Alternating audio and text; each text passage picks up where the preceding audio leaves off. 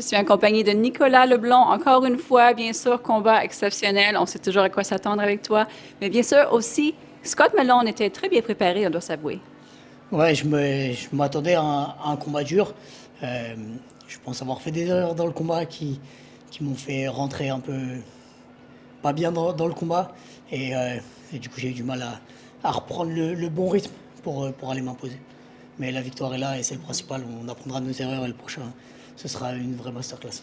C'est quoi le plan d'attaque contre un adversaire qui a un style assez similaire au tien? Il y avait, en vrai, je me sentais à la hauteur dans chaque domaine.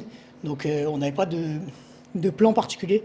On, on pensait pouvoir nettement dominer en striking. Il nous a posé plus de difficultés en striking. Je pensais qu'il allait plus shooter les amener au sol que ce qu'il a fait. Et le fait d'amener au sol, c'était aussi pour lui mettre un peu dans la tête le fait que je pouvais aussi lutter, que j'avais aussi une bonne lutte. Et après, pour revenir en boxe ou rester au sol selon les opportunités.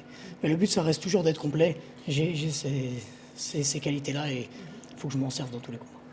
Un autre combat en terrain très hostile, mais tu as l'habitude. Est-ce que ça ajoute Ouais. du stress un peu des fois ou non? Non, non, j'apprécie même.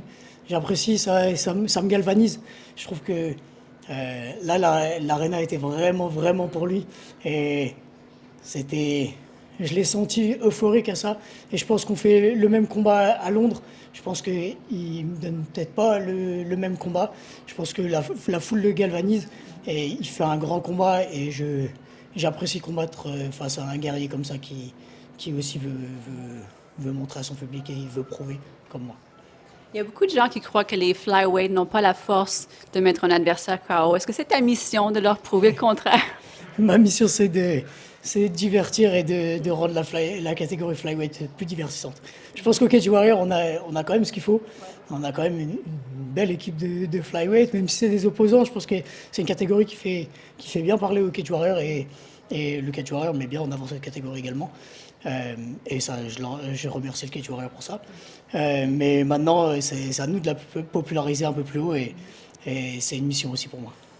Et la prochaine étape pour toi, le titre, le Contender Series, le UFC, ça doit être une de ces choix-là. Ouais, bien sûr, un contender série ou l'UFC directement serait l'idéal. La ceinture m'intéresse, bien sûr, hein, mais à côté des deux propositions que tu m'as faites avant, je suis obligé de dire contender série ou UFC, bien sûr. On a parlé de Sage Hack la dernière fois. Est-ce que tu as quelque chose à lui dire? J'en avais déjà parlé, moi je suis prêt à l'affronter, je suis prêt à faire une guerre et ça va lui donner des failles à travailler. Peut-être qu'il aura plus envie de m'affronter maintenant. Félicitations encore une fois. Merci beaucoup.